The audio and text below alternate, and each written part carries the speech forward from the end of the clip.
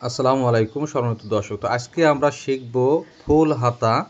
আপনার হাতায় টিপ বোতাম হলে এরকম একটি হাতা সুন্দরভাবে ফিটিং করা শিখব। তো কাটিংটা কিন্তু গুরুত্বপূর্ণ একটি বিষয়। তো আমরা সর্বপ্রথম এখানে ২টা মার্জিন করে নেব উপরে। তো ফুল হাতার ক্ষেত্রে আমরা যে হাতাটি কাটিং করব ৪০ থেকে ৪২ বডির একটি জামার জন্য। তো ফুল হাতার ক্ষেত্রে আমরা ২২ ইঞ্চি লম্বা এখানে নিয়ে নিলাম। নেওয়ার পরে প্রথমে একটি মার্জিন এবং ১ ইঞ্চি সেলাইয়ের জন্য আমরা মার্জিন রাখবো। এবং ফুল হাতার ক্ষেত্রে আমরা হাতার ঘেরটি সঠিক নিয়মে কতটুকু দিব, আড়মোল কতটুকু আপ ডাউন দিব ৪০-৪২ বডির জন্য, এই নিয়মটি কিন্তু সুন্দরভাবে বুঝিয়ে দেবো। তো আমরা এখানে ৩.৫ ইঞ্চি আড়মোলের জন্য আপ ডাউন দিয়ে নিব এবং ৪০-৪২ বডির জন্য আমাদের যে আড়মোলের যে মাপটি থাকবে আপনার ১৬ থেকে ১৭ ইঞ্চি এবং হাতার ঘেরটি থাকবে হচ্ছে ৭.৫ ইঞ্চি।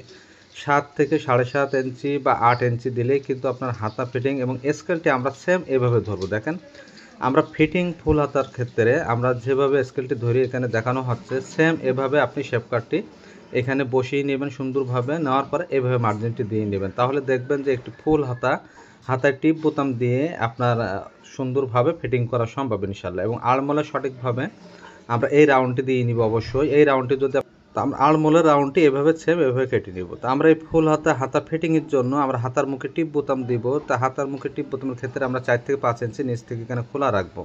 তা দেখলেন একটি ফুল হাতা সহজ নিয়মে সুন্দরভাবে কাটিং করে বুঝিয়ে দিলাম। ভালো থাকবেন, ধন্যবাদ, আল্লাহ হাফেজ।